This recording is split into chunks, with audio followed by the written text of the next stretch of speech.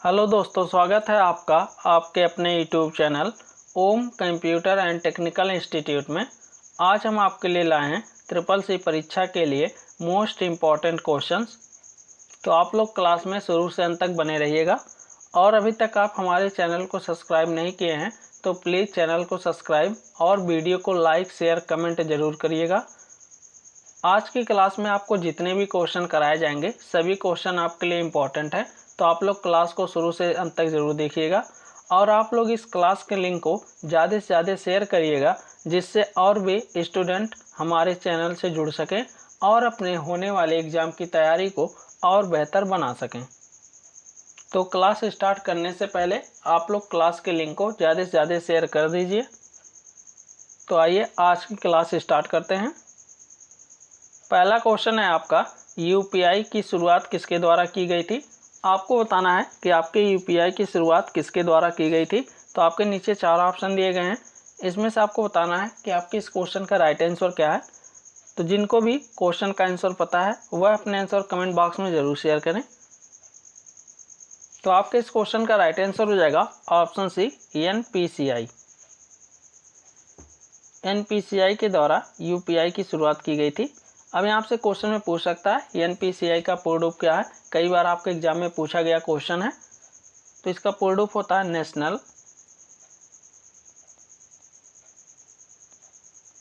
Payments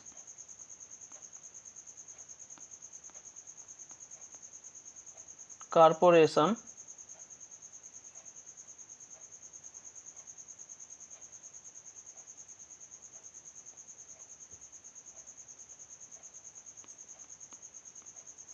of India. ये इसका पूर्ण रूप होता है। अब यहाँ आपसे क्वेश्चन में पूछ सकता है यूआईडीएआई का पूर्ण रूप क्या होता है। तो आप लोग कमेंट बॉक्स में बताइए, जिसको भी पता है वो अपने आंसर कमेंट बॉक्स में जरूर शेयर करें। यूआईडीएआई का पूर्ण रूप आपको बताना है। तो इसका पूर्ण रूप होता है यूनिक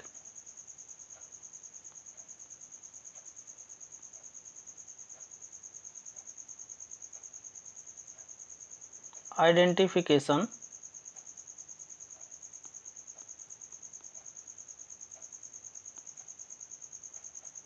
अथॉरिटी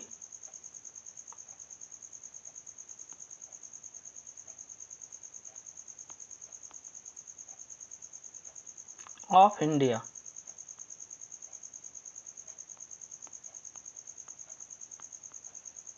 ये इसका पूर्ण रूप होता है यूआईडीएआई का पूर्ण रूप unique identification authority of India होता है। इसके द्वारा आपके आधार कार्ड जारी किए जाते हैं। तो आपके जो आधार कार्ड जारी किए जाते हैं उस पर आप देखेंगे तो यूआईडीएआई लिखा रहता है, जिसका पूर्ण रूप क्या होता है unique identification authority of India. ये भी आपके एग्जाम में पूछा गया क्वेश्चन है। एईपीएस का पूर्ण रूप क्या है ये भी आप कमेंट बॉक्स में बताइए, जिसको भी पता है वो अपने आंसर कमेंट बॉक्स में जरूर शेयर करें। एईपीएस का पूर्ण रूप आपको बताना है। तो इसका पूर्ण रूप होता है आधार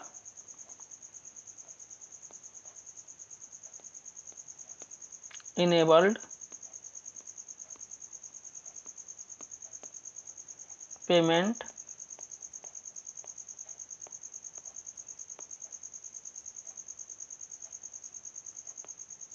सिस्टम। ये इसका पूर्ण रूप होता है। ABRS का भी पूर्ण रूप होता है। तो आप लोग कमेंट बॉक्स में बताइए ABRS का पूर्ण रूप क्या है। ये भी आपके एग्जाम में कई बार क्वेश्चन पूछा गया है। ABRS का पूर्ण रूप आपको बताना है। तो इसका पूर्ण रूप होता है आधार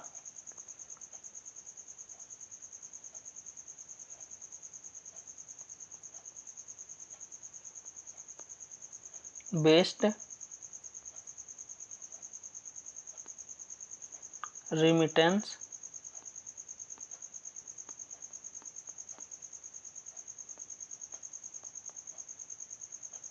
सर्विस। ये इसका पूर्ण रूप होता है। इसको भी आपको याद रखना है। तो ये 4 फुल फॉर्म थे, आपके चारों आपके लिए इंपॉर्टेंट हैं। तो आप इनको अच्छे से याद कर लीजिएगा, कई बार आपके एग्जाम में पूछे गए क्वेश्चन हैं। और यूपीआई का पूर्ण रूप क्या होता है तो इसका प्रोडक्ट होता है यूनिफाइड पेमेंट इंटरफेस। इसको भी आपको याद रखना है। अब आते हैं आपके अगले क्वेश्चन पे। निम्न में से कौन सा ओपन सोर्स ऑपरेटिंग सिस्टम का उदाहरण है? आपको बताना है इसमें से कौन सा ओपन सोर्स ऑपरेटिंग सिस्टम का उदाहरण है। Option A Linux, option B Windows, option C MS DOS, option D none. तो आप लोग बताइए कमेंट बॉक्स में इस क्वेश्चन का राइट आंसर क्या है। आप लोग इस क्लास के लिंक को ज़्यादा से ज़्यादा शेयर कर दीजिए जिससे और भी स्टूडेंट हमारे चैनल से जुड़ सकें। तो आपके इस क्वेश्चन का राइट आंसर हो जाएगा ऑप्शन ए लिनक्स। लिनक्स आपका एक प्रकार का ओपन सोर्स ऑपरेटिंग सिस्टम है, इसको आपको याद रखना है। MS DOS इसका प्रोडक्ट होता है माइक्रोसॉफ्ट डिस्क ऑपरेटिंग सिस्टम।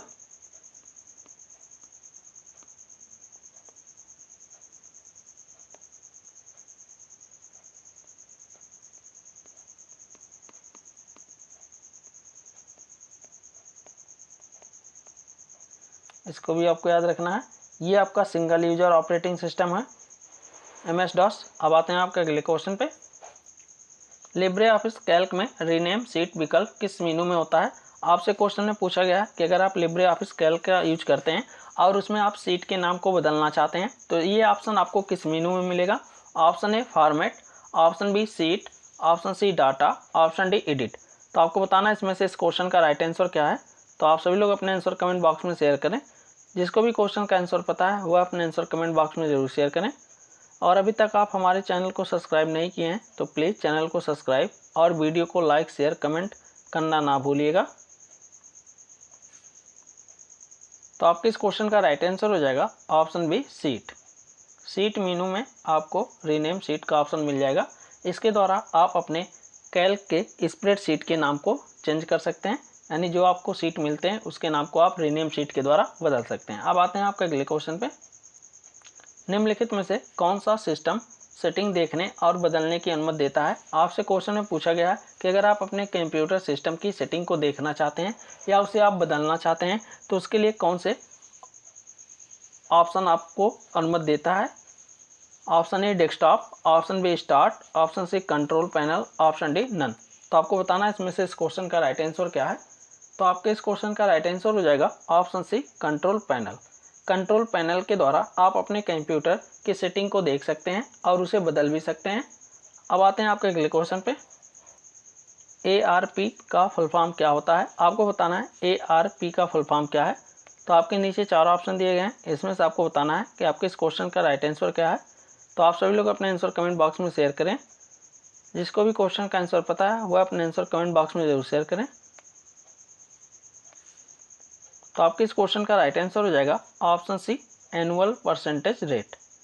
ये आपका होता है ARP का प्रोडक्ट।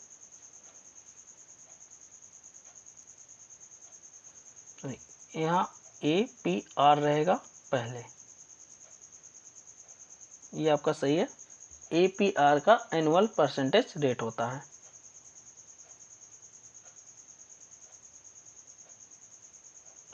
ठीक है, अब आते हैं आपके अगले क्वेश्चन पे। जब कोई कंप्यूटर रिपोर्ट प्रिंट करता है तो उसे क्या कहते हैं? आपसे क्वेश्चन में पूछा गया है कि अगर आप अपने कंप्यूटर के द्वारा कोई भी रिपोर्ट प्रिंट करते हैं यानी प्रिंटर के द्वारा उसे छापते हैं तो वो आपका क्या कहलाता है। Option A hard copy, option B soft copy, option C both, option D none of this. तो आपको बताना है इसमें से इस क्वेश्चन का राइट आंसर क्या है। तो आप सभी लोग अपने आंसर कमेंट बॉक्स में शेयर करें।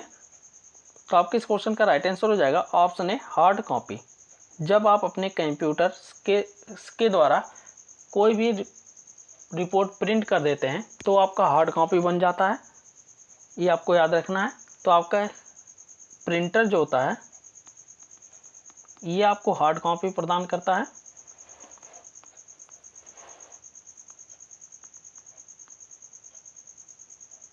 और जो आपका मॉनिटर होता है जो आपके स्क्रीन को दिखाता है वो आपका सॉफ्ट कॉपी कहलाता है। इसको भी आपको याद रखना है। अगर आपसे क्वेश्चन में पूछा जाए मॉनिटर कौन सी कॉपी प्रदान करता है तो सॉफ्ट कॉपी, और प्रिंटर के द्वारा हार्ड कॉपी। तो जब आप अपने कंप्यूटर के प्रिंटर से कोई भी चीज़ प्रिंट कर लेंगे तो आपका किसके रूप में बदल जाएगा? हार्ड कॉपी के रूप में। अब आते हैं आपका अगले क्वेश्चन पे। माई स्पेस के स्थापक कौन है? आपको बताना है माई स्पेस की संस्थापक कौन है। तो आपके नीचे 4 ऑप्शन दिए गए हैं, इसमें से आपको बताना है कि आपके इस क्वेश्चन का राइट आंसर क्या है। ऑप्शन ए दिया आपका चार्ल्स बेबेज, ऑप्शन बी दिया एलन ट्यूरिंग, ऑप्शन सी दिया टिम बर्नर्स-ली, ऑप्शन डी दिया टॉम एंडरसन। तो आपको बताना है इसमें से इस क्वेश्चन का राइट आंसर क्या है। तो आप सभी लोग अपने आंसर कमेंट बॉक्स में शेयर करें। जिसको भी क्वेश्चन का आंसर पता है वो अपने आंसर कमेंट बॉक्स में ज़रूर शेयर करें। और आप लोग इस क्लास के लिंक को ज़्यादा से ज़्यादा शेयर कर दीजिए, जिससे और भी स्टूडेंट हमारे चैनल से जुड़ सकें। तो आपके इस क्वेश्चन का राइट आंसर हो जाएगा ऑप्शन डी टॉम एंडरसन। अब आते हैं आपके अगले क्वेश्चन पे। यहाँ आपसे क्वेश्चन पूछ सकता है WW के जनक किसे कहते हैं। तो आपका आंसर होगा टिम बर्नर्स-ली। इसको भी आपको याद रखना है, ये भी आपके लिए इंपॉर्टेंट क्वेश्चन है। अब आते हैं आपके अगले क्वेश्चन पे। UTR का फुल फॉर्म क्या है, आपको बताना है। UTR का पूर्ण रूप क्या होता है। तो आपके नीचे 4 ऑप्शन दिए गए हैं, इसमें से आपको बताना है कि आपके इस क्वेश्चन का राइट आंसर क्या है। तो आप सभी लोग अपने आंसर कमेंट बॉक्स में शेयर करें। तो आपके इस क्वेश्चन का राइट आंसर हो जाएगा option C unique transaction reference. ये आपका होता है UTR का पूर्ण रूप। अब आते हैं आपके अगले क्वेश्चन पे। USSD सेवा का लाभ उठाने के लिए मोबाइल फ़ोन पर निम्न में से किस नंबर का इस्तेमाल किया जाता है। आपसे क्वेश्चन में पूछा गया है कि अगर आप USSD सेवा का लाभ लेना चाहते हैं तो उसके लिए आप अपने मोबाइल फ़ोन से कौन से नंबर को डायल करेंगे या इस्तेमाल करेंगे। तो आपके नीचे 4 ऑप्शन दिए गए हैं, इसमें से आपको बताना है कि आपके इस क्वेश्चन का राइट आंसर क्या है। तो आप सभी लोग अपने आंसर कमेंट बॉक्स में शेयर करें। जिसको भी क्वेश्चन का आंसर पता है वो अपने आंसर कमेंट बॉक्स में ज़रूर शेयर करें। ये सभी क्वेश्चन आपके एग्जाम में कई बार रिपीट हुए हैं, तो आप लोग अच्छे से क्लास को शुरू से अंत तक देखिएगा। तो आपके इस क्वेश्चन का राइट आंसर हो जाएगा ऑप्शन सी *99#। *99# का यूज करके आप USSD सेवा का लाभ अपने मोबाइल फ़ोन से ले सकते हैं। अब यहाँ आपसे क्वेश्चन में पूछ सकता है USSD का पूर्ण रूप क्या होता है। तो इसका पूर्ण रूप होता है अनस्ट्रक्चर्ड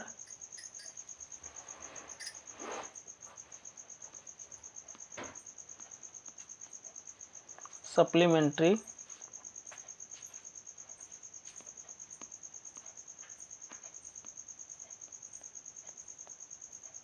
सर्विस डाटा।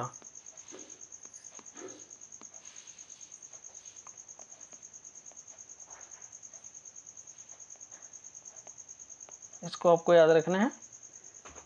अब आते हैं आपके अगले क्वेश्चन पे।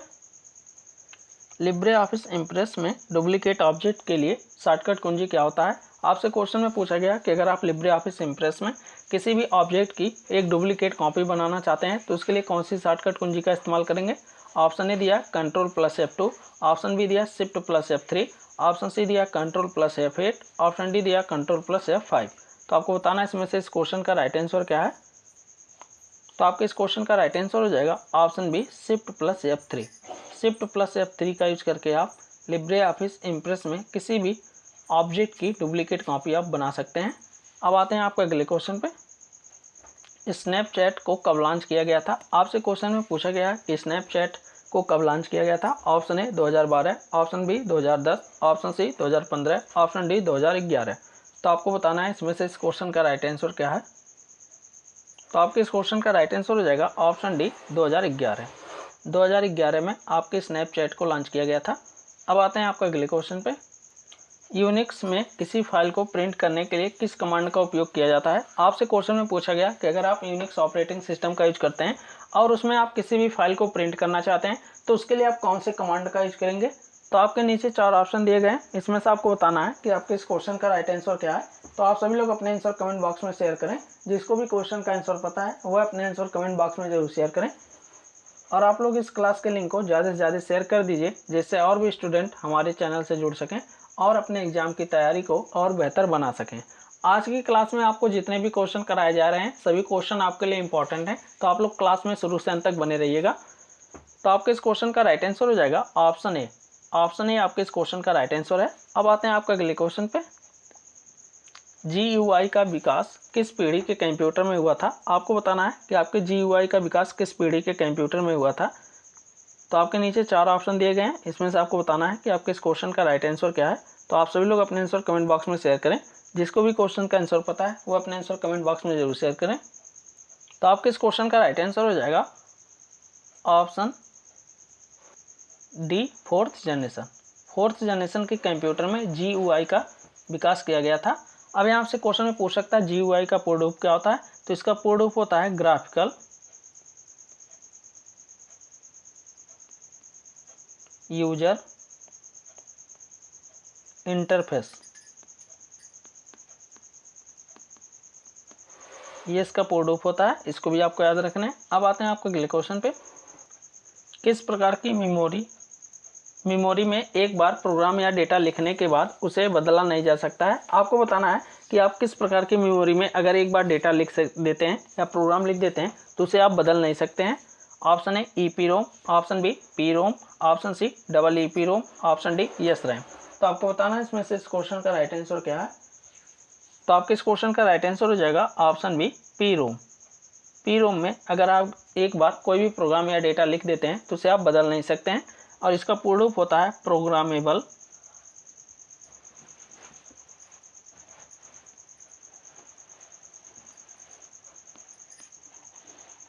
रीड ओनली मेमोरी, ये इसका पूर्ण रूप होता है, इसको भी आपको याद रखना है। EPROM का पूर्ण रूप क्या होता है कमेंट बॉक्स में बताइए। EPROM का पूर्ण रूप क्या है ये आपको कमेंट बॉक्स में बताना है। तो EPROM का पूर्ण रूप होता है इलेक्ट्रिकली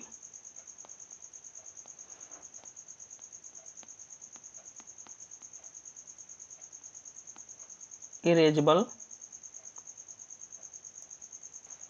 सॉरी इसका पूर्ण रूप होता है आपका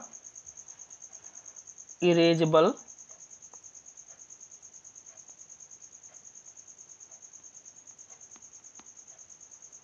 प्रोग्रामेबल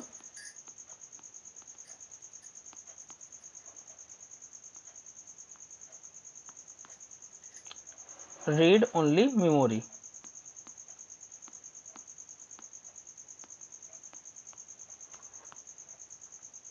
डबल EP का पूर्ण रूप होता है आपका इलेक्ट्रिकली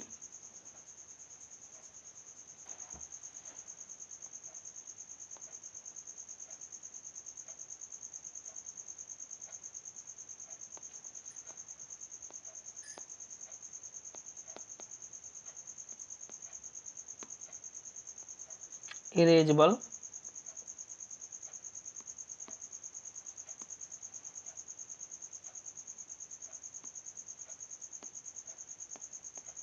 प्रोग्रामेबल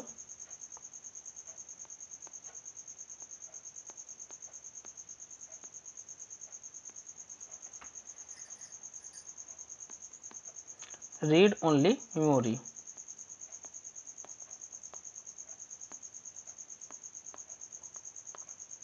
ये इसका पूर्ण रूप होता है और SRAM का पूर्ण रूप होता है स्टैटिक रैंडम एक्सेस मेमोरी, इसको भी आपको याद रखना है। तो इसको भी आपको याद रखना है static random access memory.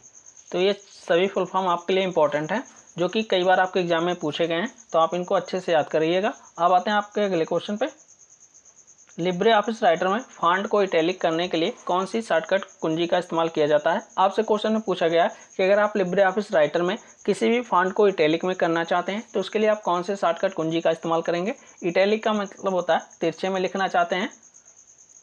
Option A Ctrl+I, option B है Ctrl+B, ऑप्शन सी है Ctrl+U, ऑप्शन डी है Ctrl+Shift+I। तो आपको बताना है इसमें से इस क्वेश्चन का राइट आंसर क्या है। तो आप सभी लोग अपने आंसर कमेंट बॉक्स में शेयर करें।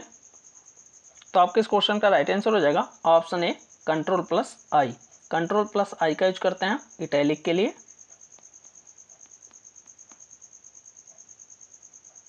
Ctrl+B का यूज किया जाता है बोल्ड के लिए और Ctrl+U का यूज करते हैं अंडरलाइन के लिए। तीनों शॉर्टकट आपको याद रखने हैं। इटैलिक के लिए Ctrl+I का यूज किया जाता है, इससे टेक्स्ट आपका तिरछे में लिखता है। Ctrl+B का यूज करेंगे तो टेक्स्ट आपका बोल्ड में लिखेगा और Ctrl+U का यूज करेंगे तो टेक्स्ट के नीचे आपका अंडरलाइन कर देगा। अब आते हैं आपका अगले क्वेश्चन पे, लिब्रे ऑफिस कैल्क में सेल जोड़ने के लिए शॉर्टकट कुंजी क्या है। आपसे क्वेश्चन में पूछा गया कि लिब्रे ऑफिस कैल्क में अगर आप सेल को ऐड करना चाहते हैं तो उसके लिए कौन सी शॉर्टकट कुंजी का इस्तेमाल करते हैं। तो आपके नीचे 4 ऑप्शन दिए गए हैं, इसमें से आपको बताना है कि आपके इस क्वेश्चन का राइट आंसर क्या है। तो आप सभी लोग अपना आंसर कमेंट बॉक्स में शेयर करें। तो आपके इस क्वेश्चन का राइट आंसर हो जाएगा ऑप्शन सी Ctrl++। Ctrl++ का यूज करते हैं सेल को ऐड करने के लिए और Ctrl+- का यूज करते हैं सेल को डिलीट करने के लिए। तो इसको भी आपको याद रखना है। तो आपके इस क्वेश्चन का राइट आंसर जो हो जाएगा ऑप्शन सी होगा, Ctrl++ का यूज करते हैं ऐड करने के लिए। अब आते हैं आपके अगले क्वेश्चन पे, IoT का फुल फॉर्म क्या है, आपको बताना है IoT का फुल फॉर्म क्या है। तो आप लोग अपने आंसर कमेंट बॉक्स में शेयर करें। जिसको भी क्वेश्चन का आंसर पता है वो अपने आंसर कमेंट बॉक्स में ज़रूर शेयर करें। और अभी तक आप हमारे चैनल को सब्सक्राइब नहीं किए हैं तो प्लीज़ चैनल को सब्सक्राइब और वीडियो को लाइक शेयर कमेंट जरूर करिएगा।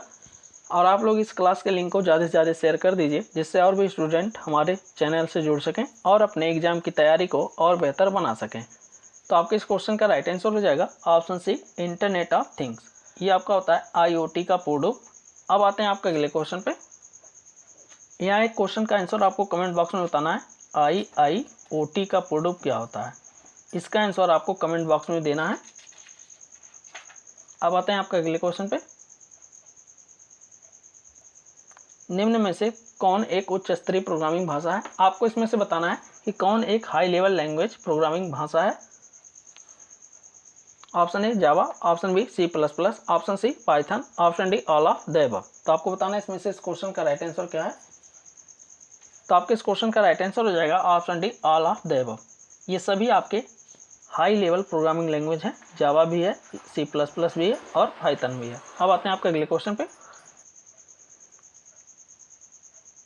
3.5 इंच डिस्क की क्षमता कितनी होती है। आपको बताना है कि आपके 3.5 इंच फ्लॉपी डिस्क जो होती है उसकी क्षमता कितनी है। Option A 1.45 MB, option B 1.44 MB, option C 1.40 MB, option D none. तो आपको बताना है इसमें से इस क्वेश्चन का राइट आंसर क्या है। तो आपके इस क्वेश्चन का राइट आंसर हो जाएगा ऑप्शन बी 1.44 MB। अब आते हैं आपके अगले क्वेश्चन पे। उमंग ऐप किस मिनिस्ट्री से लॉन्च किया गया। आपको बताना है उमंग ऐप किस मिनिस्ट्री से लॉन्च किया गया था। तो आपके नीचे 4 ऑप्शन दिए गए हैं, इसमें से आपको बताना है कि आपके इस क्वेश्चन का राइट आंसर क्या है। तो आप सभी लोग अपने आंसर कमेंट बॉक्स में शेयर करें। जिसको भी क्वेश्चन का आंसर पता है वो अपने आंसर कमेंट बॉक्स में जरूर शेयर करें। तो आपके इस क्वेश्चन का राइट आंसर हो जाएगा option C, ministry of electronics and information technology, government of India. इसके द्वारा आपके उमंग ऐप को लॉन्च किया गया था। अब यहाँ क्वेश्चन और भी पूछ सकता है, उमंग ऐप का पूर्ण रूप क्या होता है। तो इसका पूर्ण रूप होता है आपका यूनिफाइड मोबाइल एप्लीकेशन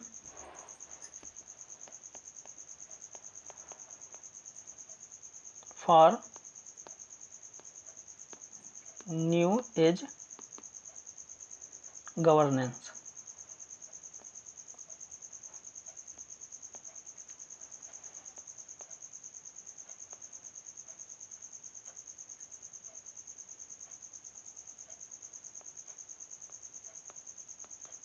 ये इसका पूर्ण रूप होता है unified mobile application for new age governance. इसको भी आपको याद रखना है। अब यहाँ क्वेश्चन और भी पूछ सकता है, उमंग ऐप कितनी भाषाओं में प्रयुक्त है। तो आप बताएंगे 23 भाषाओं में आपके उमंग ऐप प्रयुक्त हैं। उमंग ऐप को कब लॉन्च किया गया था। तो 2017 में। इसको भी आपको याद रखना है। अब यहाँ एक बार हम आपके क्वेश्चन रिपीट कर देते हैं। उमंग ऐप किस मिनिस्ट्री ने लॉन्च किया गया था। तो आप बताएंगे ministry of electronic and information technology, जो आपकी गवर्नमेंट ऑफ इंडिया थी। और उमंग ऐप का फुल फॉर्म क्या होता है। तो unified mobile application for new age governance होता है। कभी कभी आपसे क्वेश्चन में पूछ सकता है उमंग में एन का अर्थ क्या होता है। तो आप बताएंगे न्यू एज होता है। उमंग ऐप को कब लॉन्च किया गया था। तो 2017 में। उमंग ऐप में कितनी भाषाएं प्रयुक्त हैं। तो आप बताएंगे 23। पहले आपके टोटल शुरू में जब लॉन्च किए गए थे उमंग ऐप तो 13 थे, इसमें आपके 10 और बढ़ा दिए गए हैं।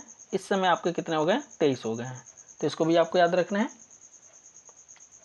आई होप आज की क्लास आपको अच्छे से समझ में आई होगी। आज की क्लास में आपके टोटल 20 क्वेश्चन कराए गए हैं, जो कि आपके लिए इंपॉर्टेंट क्वेश्चन है। तो आप लोग क्लास को शुरू से अंत तक जरूर देखिएगा। और अभी तक आप हमारे चैनल को सब्सक्राइब नहीं किए हैं तो प्लीज़ चैनल को सब्सक्राइब और वीडियो को लाइक शेयर कमेंट करना ना भूलिएगा। और आप लोग इस क्लास के लिंक को ज़्यादा से ज़्यादा शेयर कर दीजिएगा, जिससे और भी स्टूडेंट हमारे चैनल से जुड़ सकें और अपने एग्ज़ाम की तैयारी को और बेहतर बना सकें। आज की क्लास में आपको किसी भी क्वेश्चन पे कोई भी डाउट हो तो आप कमेंट बॉक्स में पूछ सकते हैं। आप अपने क्लास की PDF पाना चाहते हैं तो आप हमारे टेलीग्राम चैनल, जो कि हमारे यूट्यूब चैनल के नाम से है, जिसका लिंक आपको चैनल के डिस्क्रिप्शन में मिल जाएगा, वहाँ से आप ज्वाइन होकर अपने क्लास की PDF पा सकते हैं। या फिर आप हमारे व्हाट्सएप नंबर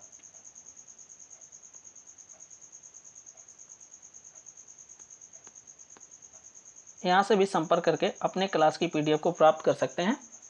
तो आज की क्लास यहीं समाप्त करते हैं, मिलते हैं अगले क्लास में।